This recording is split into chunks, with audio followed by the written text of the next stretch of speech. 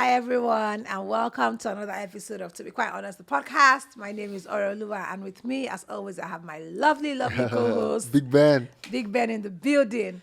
As you can see, we're three today. We're always more than women. Mostly Sometimes, three. mostly three, sometimes four, but we have a very special guest with us. I know I say this every time, and all our guests are special, but we have a very, very special guest with us. If you're a listener from Lagos and you have been thinking about how to make your lifestyle or make your living environment a bit more sustainable, you want to pay a lot closer. You want to pay closer attention to what we're going to talk about today. My guest Adon is a sustainability expert. She lectures about it, but let me let her tell you herself. So go ahead, tell us. Okay, so hi everyone, and hello Ora, hello Big Ben. Big Ben. My name is Adun. My name is Adun Okukwe, and I'm principal advisor of Red Clay, which is a sustainable tourism advisory practice. So we work with governments, we work with investors, we work with bilateral agencies to really look at tourism development. So if you think about master plans, strategies, hotel feasibility, hotel investment, even down to how you design your menu within the hotel. So that's what we do. We also do ESG advisory, which is looking at how do you think about sustainability and make it a lot more, embedded and integrated into what your organization does. And we look at we also work with urban planners. So if you're looking at designing a city, looking at designing an estate, for example, is that sense of it's not only making it for work, but ensuring that your space or your city or your neighborhood is also ready for play, because cities are for work and play.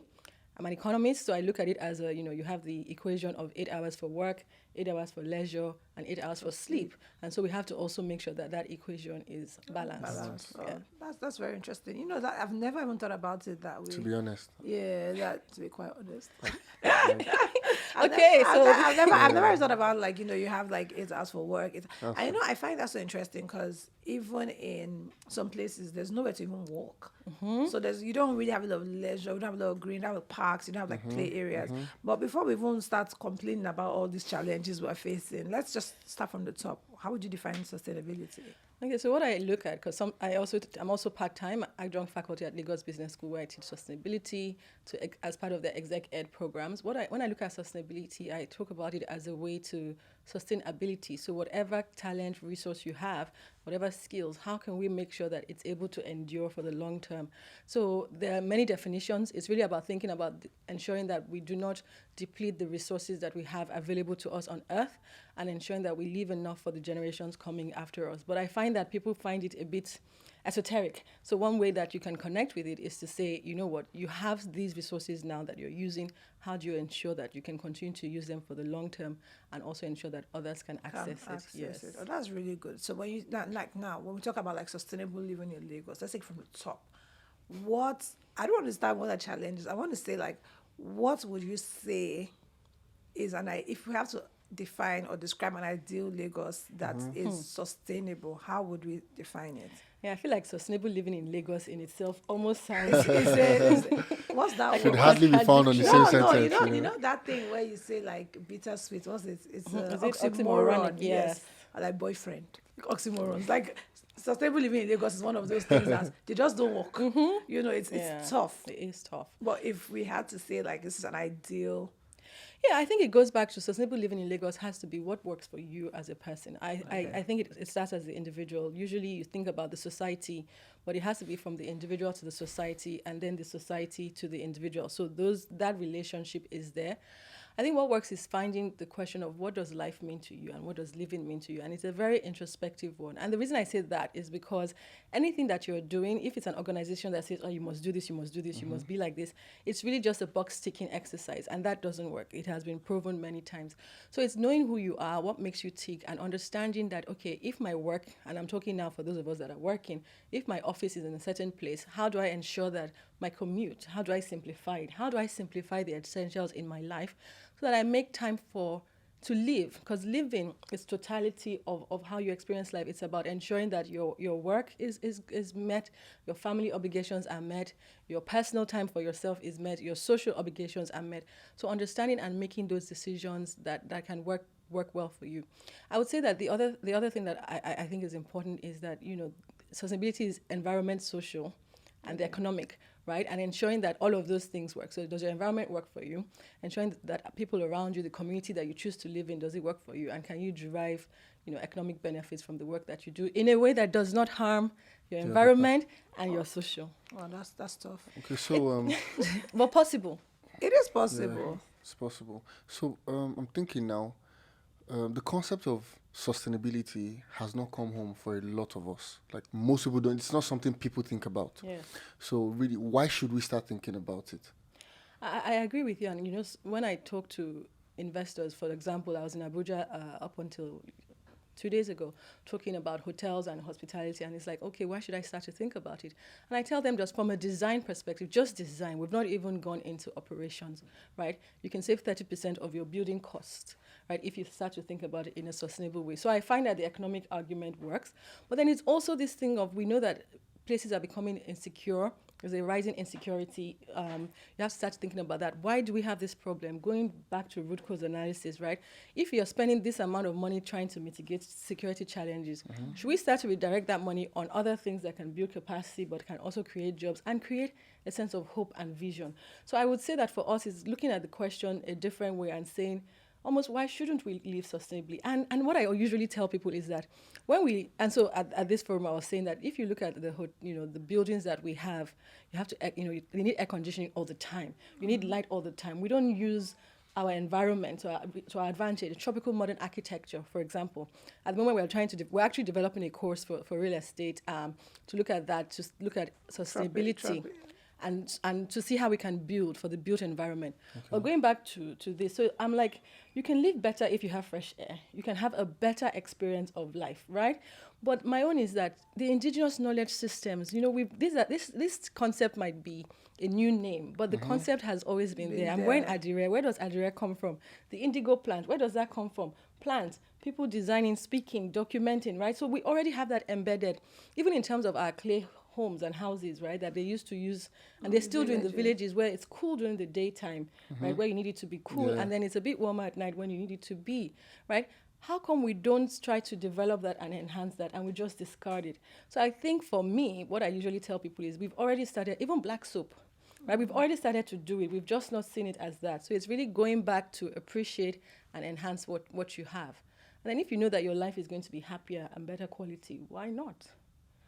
So what benefits do you think we stand to enjoy as individuals and organizations if we begin to embrace the topic of sustainability? Fantastic question. So for me, this goes under the line of the social dimension. And actually, that's my favorite dimension of sustainability. Because it's the people. You need people to help you implement as an organization your strategies. If Aura isn't feeling fine because she's burnt out, right? And she's taking 2 weeks, 3 weeks, 1 month off of work because of burnout. How do we change your environment to be a less toxic workplace? How do we start to look at that? So for me, the social is so important. And it also connects to the individual who is the person. And I would say that the benefit is you have a more harmonious approach to living life, right? Because you're seeing that you're doing the work that gives you joy. You're living in an environment that gives you joy, so which is part of why you have to design environments that give people joy. But you're also connecting to the environment in a way that is respectful. So, for example, now we talk about, driving around Lagos and seeing that our buildings, the heritage buildings, things that connect us to where we are, a sense of place, sense of belonging, it's eroding, right? Because we don't appreciate it, but we don't understand the cost that this is having to us in terms of our identity. And then you ask yourself, why do people always want to live? Because they haven't connected to the place. There's nothing, then the markers that connect people to the place are not there. But then you go to places like Japan, right, where they're very technologically advanced, right? But they really believe in this sense of history, heritage, culture. And we can see how they can use that cultural heritage and that focus to actually amplify and accelerate their development. They're not trying to do it as fighting with their culture. They're saying, okay, who are we? What do we like to do? How do we do this better? So when I went to Japan, for example, I was amazed when, you see the beautiful toilet that has all the bells and whistles, right? And then you see next to it, you see a latrine, like a pit latrine, right? Because for them, the two coexist. This is how we started this is how we've moved now. And we keep evolving and learning. And these are available as public toilets because some people want to use the electric toilets, but some people want to use the old. So the benefits for me, I would say, start from this sense of anchoring, right? And when people belong to a place and feel like they belong to your organization and they feel like it's authentic, right? It's not just lip service. You're not just doing your report at the end of the Yeah. year. This is our culture fit or whatever. Okay. Exactly. Then you also I think for me it's also that sense of how do you also even look at your work contracts, your employee contracts, the people that work with you. How do you make them feel like they trust you, that you're an ethical organization, you're a responsible organization. And when you start to build that, it takes time. But the rewards are immense because then somebody will come up with more innovation, they're more committed, they're more dedicated. The quality of your product or service will change. And that's also going to impact on your reputation as well as the benefits that come just from that in terms of economic benefits. Because you have to be economically viable to be sustainable as well. I was going to say. Exactly. But I like that you mentioned something about talking to hoteliers and telling them how they can save 30% on design, on the building cost, Just from if design, they work with the environment. Yes. And I want to ask, like, now, there's a ton of people who are not building their homes, but they are currently living in, like, Lagos or living in Abuja or living in Kaduna or wherever our listeners are. Or Ibadan, wherever our listeners are. And you want to tell them, like, how can they begin to implement sustainability in their lives such that they can see these benefits quickly? Like, the hoteliers can see 30% off of building costs. What kind of tangible benefits can individuals see? And this is aside the things like, I'm living a more harmonious life, like fresh air is great to me. What tangible benefits? I mean, yes, of course, I get it. Because you want to be economic viable, you want to save actual money on these things. Yes. Like what sort of things can they do to begin to see tangible So benefits? the thing is, it's easier to build correctly than it is to start to make amendments, right? And even for me, when I say you save 30% of the building cost, right, it also is the building itself is cheaper to maintain and run, right? So it's not only cheaper to build, but it's also cheaper to maintain and run. But you're right. I mean, it's not like we all have the luxury of building our spaces, but I would say it's this sense of simplification, right?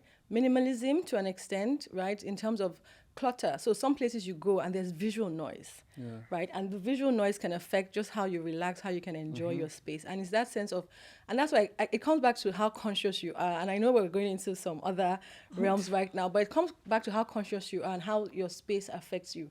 So for me, the simple way is simplify, declutter, get rid of a lot of unnecessary items, see if you can have gadgets or utensils that can do multiple things, and we have that now, so you don't need to have as much space. Why is that? So the less things you have and the less space you need, then the more clean your environment can be, right? And the more that is so good. This is such a key thing because Nigerians are hoarders. Nigerians like to have things just because they will buy 7 of, like, I'll give you an example. You go to an event, they're sharing souvenirs, you have 7 packers that will rush and take an extra one. And for me, it's like you go to some spaces, some homes, right?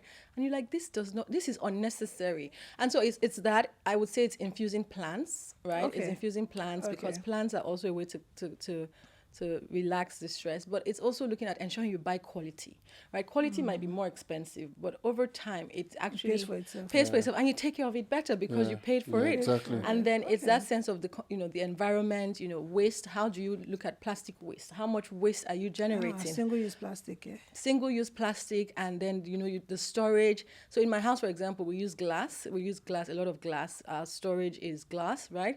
And then it's also the sense of the kind of power you're generating, right? I know that solar itself still has quite a way to go in terms of ensuring that the entire value chain is sustainable and it's fantastic for the environment. But it's somewhere to capture sunlight that we have and ensure you have energy, so you reduce the noise from your generator and the vibrational. All these silent generators, they vibrate.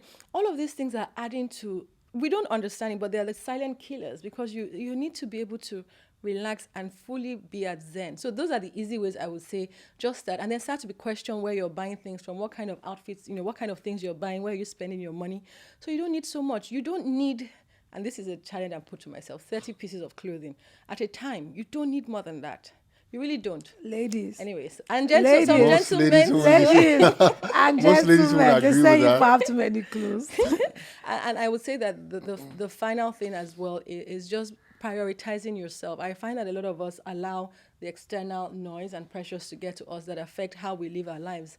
And if we believe that, and this is way off of topic, but if we believe that our life is one, why am I mentioning is burnout, anxiety, and depression are some of the biggest issues we have currently for the youth in Nigeria and in Africa. I think about 30 to 48% of young people have one of these issues.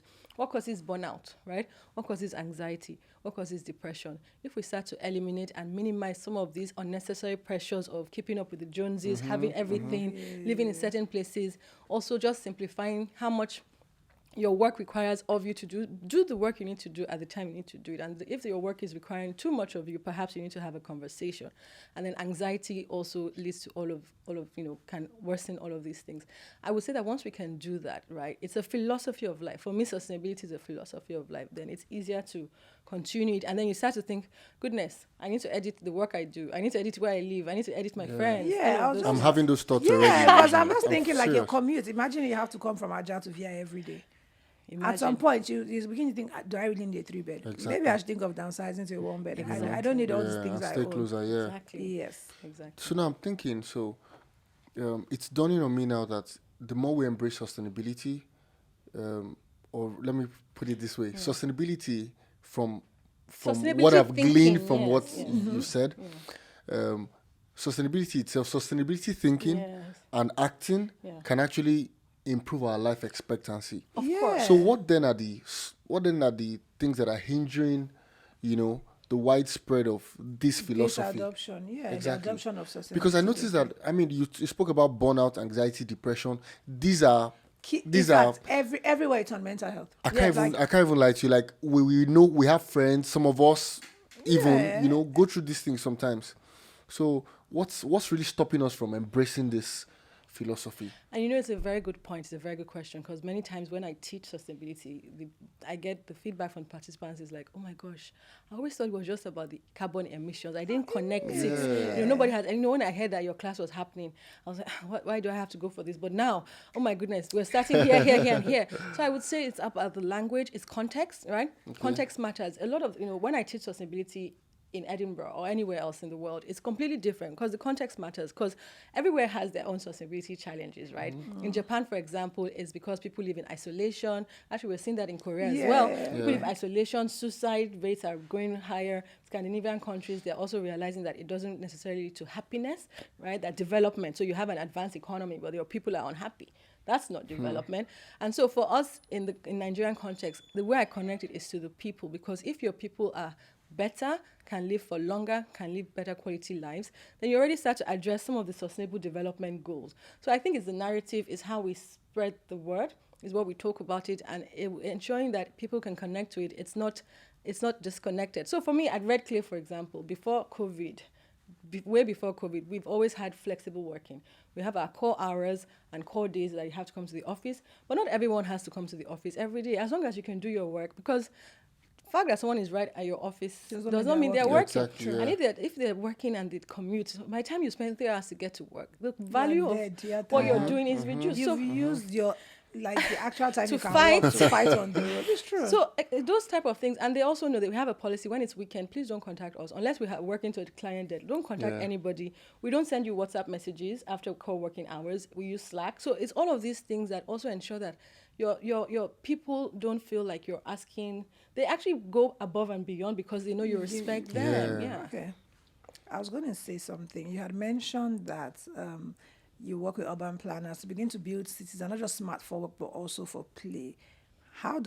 What can the government, and I say this because urban planners are one thing, but the government itself is an overarching arm that will oversee. You start from the government to the planners to the society before you get to the individual. What role can our government play in embracing or bringing sustainability into our lives, how we live?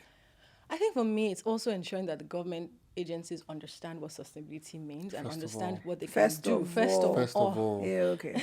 First You need to of all, understand the assignment. understand what it means and understand, because there's a disconnect. When you hear sustainability, they think, okay, we want to just do it. And then, I remember SDG goals. a participant spoke to me, said, okay, Adam, you guys are saying we should do light bulbs. I said, I'm not the person. He said, light bulbs, switch it off. But we're using generator. It doesn't matter whether I turn off this light or energy. And I said, exactly, but maybe you should focus on other things, right? It's not not just about light bulb or paper waste. Not that it's not important, but if you are using a generator, right, maybe you should also start to think about cleaner energy. Anyway, so it's about understanding what sustainability means and understanding the context. And they're starting to think of the root cause of, you can't solve everything. There are 17 development goals, sustainable development goals. Start with one. And if you look at one, right, so for example, if you're looking at sustainable cities and communities, what does that mean for you? And even for different communities, for a Lagos Island community, it's different. Actually, I would say that the community in Lagos Island is stronger than in VI or Ikoyi because they know themselves, they know you can reach out. So it's that sense of, can you plan, can you speak to them, and also can the government also understand the benefits? I think it's about enforcement as well. It's not enough to have regulatory policies that are not enforced, because we know that we have building laws, right, that are not enforced, because we also need to start to build things well. I would just want government to explain to me why Every developers is collapsing. one, but also why developers build toilets to have these tiny windows. I don't understand. And also, even now, the buildings themselves, the homes, they have these tall and long, narrow windows. It's space management. You're trying to squeeze a lot onto a tiny But plot. you can squeeze. First of all, we need to think about optimization versus maximization. Are you optimizing, right, versus maximizing? And I don't think we have the time to go into that. But it's also the sense of, can you start to rethink smart building and ways that are sustainable buildings that are also not necessarily going to choke the people and make them feel that they're in prison cells? Because it's also ensuring that after spending so much money, right, to have this property, then you're living a very restricted It's terrible. life. Honestly, I got some estates and I'm like, this is a zoo. Yeah, so in fact, recently I would say since 2019, lots of developers have been building from Lekki down towards Ikota, have been building lots of terraces. Yes. So right now around Ikota, we have a lot of terraces sitting dormant. Nobody's buying them because they buy them and they don't feel a sense of, I've achieved something. Exactly. Yeah, I feel choked. you feel choked. You have only 2 parking spaces. Your Sometimes neighbors you will can't come even out hold it. before Yeah, You can literally hear your You can put your neighbors hand out cooking of your and- window exactly. and touch Shake your neighbor. someone. Your kids don't have spaces to play. Can government regulate that? We actually begin to think of space. when I we think build? we can look at policies, and I also think that we can start to look at the user experience when we're building, before we're building, because it's about, yes, you want to ensure that the value of your property, you can retain get it. ma- But guess but- what? People will pay when they understand that their life is going to be better quality. Yes. They'll pay a premium for it, right? We have an estate called Lakwe Lakes Golf and Country Estate.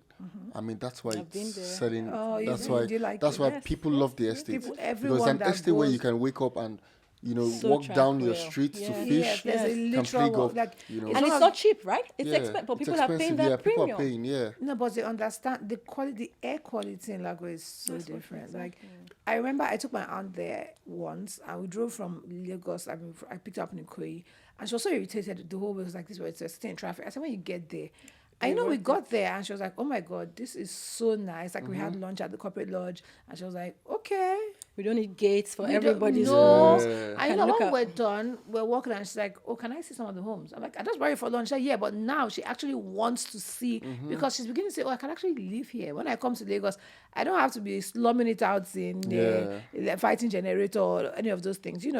There's lights, it's 24 hours light, there's road. I can actually walk. I can see green. Like, I can actually turn around. I don't have to grab my...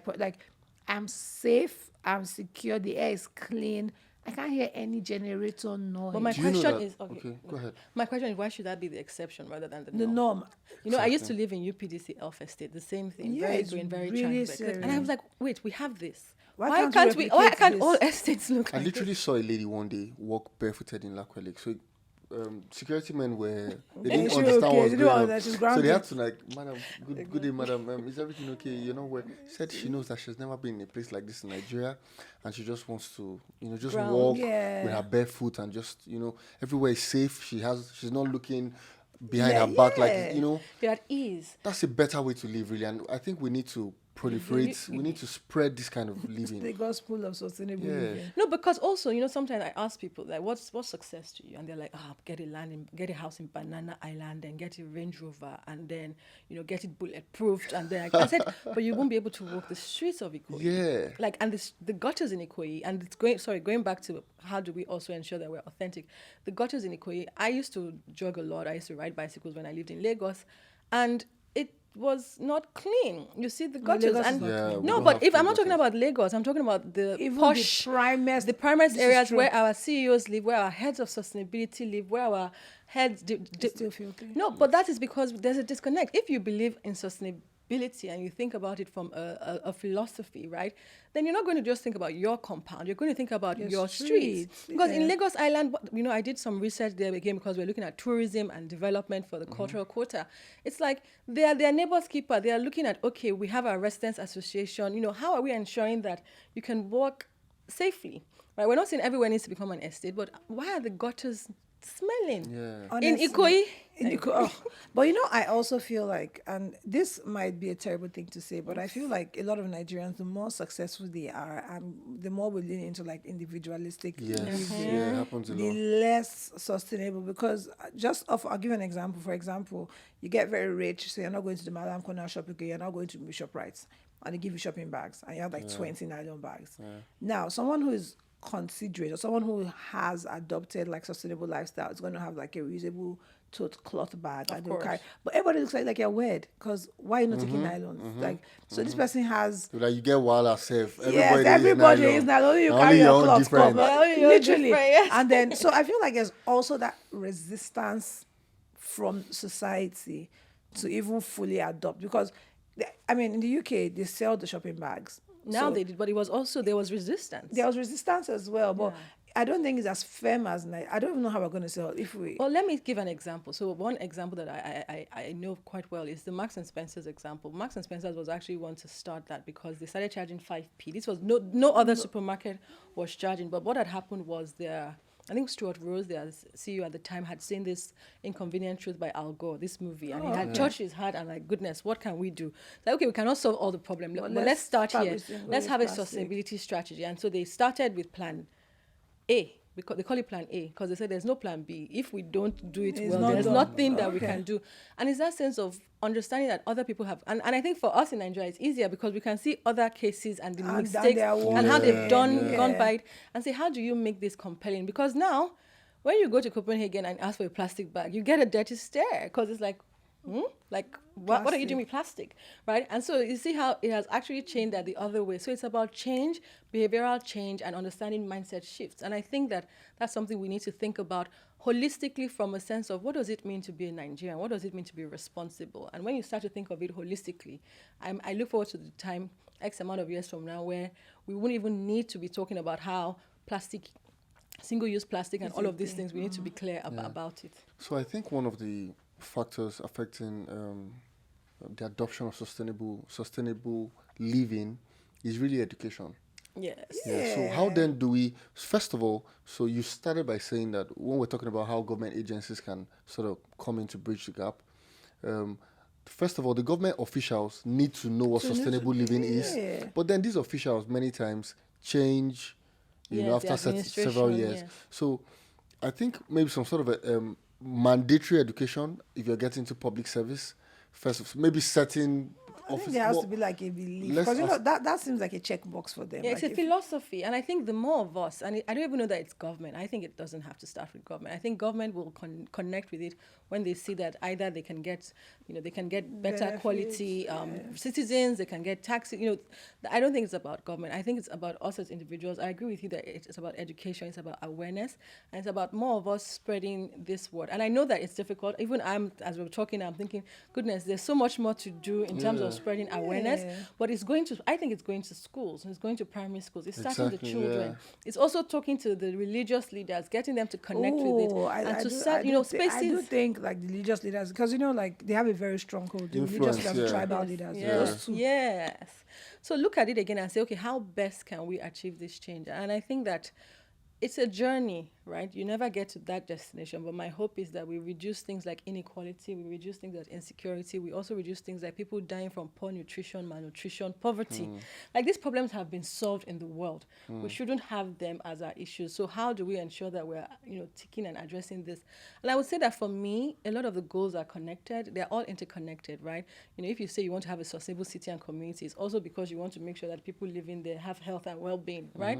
But it's that sense of the last goal, sustainable SDG, SDG 17, partnership for the goal. Your organization cannot do it alone. You cannot do it alone. How do we have alliances? And I like to use the example of the Nigerian banking sector. They have the Nigerian Sustainable Banking Principles. They came together and said, you know what, because of the lack of trust, people don't trust what's happening. You had our banks consolidating. This bank is here today, not here tomorrow. Let's come together and come up with principles. And then they came up with 12 principles that they then gave the government, right? So it's always not always, it's never, we don't always have to wait for the government. We can also organize ourselves and move things. And if you look around the world, change has not come from the government. It's always individuals that make it a cause and then get other people, collaborate, organize, partner.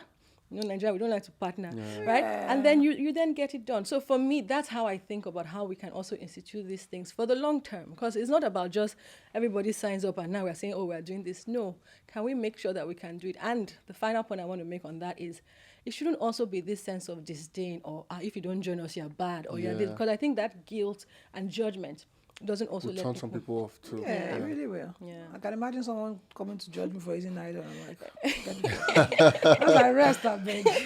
Yeah, so I definitely, I feel like this episode has been so insightful. Yeah, as in, in short time, we've unpacked a lot. A lot. I feel like, going away, I'm definitely going to go back and see what sustainable topic or part am I going to address? So it might just be clutter for me. What do you think it will be for you? For me, it might be, I think it will be it will be around my commute and my environment. Okay. I hope our listeners at home have taken something key. As for some, I really hope most people will pick up single-use plastic adoption and just try and do away with that. I feel like that's why a lot of the floods we have, because we can't dispose them properly. So every time you see a gutter overflowing, there's nylon, there's styrofoam. But the challenge is not that it's not about the plastic. It's about the attitude to the disposal. Yeah, I think there's also it's also responsible disposal, because you can use plastic. Is also has its uses, right? You can't also discard it on it's the behavior. So for me, I start with the people. It's the mindset. So for me now, even from here, I'm like, okay, I have to think about the educational angle, the awareness, the behavioral change angle, and how I can also declutter my time, because also time, you don't want to be moving from one meeting to the other, going up and down. So it's that sense of because if your mind is cluttered, you're not at peace, you have anxiety, you can't achieve as much as you want to achieve. So yes. This is really very, very insightful. Yeah, I'm sticking with the clutter one. I have way too many things. Honestly, I'm going to have to get go of some. To our listeners at home, I hope that you have taken one thing from this. I hope that you realize we can't solve all sustainability challenges that we're plagued with. But I think and I believe that if everyone picks one and we're a neighbor's keeper, we'll definitely end up better than when we started. Definitely. Do you have anything you want to add? Not much. I just want to thank our guests for so dropping all much. these gems on us. Heavy. These are really heavy gems. Very, very, and very insightful. What does it cost to come for one of your classes? Yes. Where can we find you? Yeah, where can we find you? If businesses want to reach you. Yes, that's a good question. Where can we see you? So I think that it's online, right? I think everything happens online now. Website is online, Adjon Cookbe. Just Google Adjon Cookbe. You will see many ways. Right. Just Google her. She said Google me. You'll see many avenues that you can connect with me. But our website is www.redclearadvisory.com. Yes, so you can also contact us from there or send an email to tourism@redclearadvisory.com and someone will respond to you. I wish we had so much more time. Honestly. I wish we had more time. All right, to our listeners at home, take care of you and take care of yourselves. Till next time. Bye-bye. Bye. Thank you.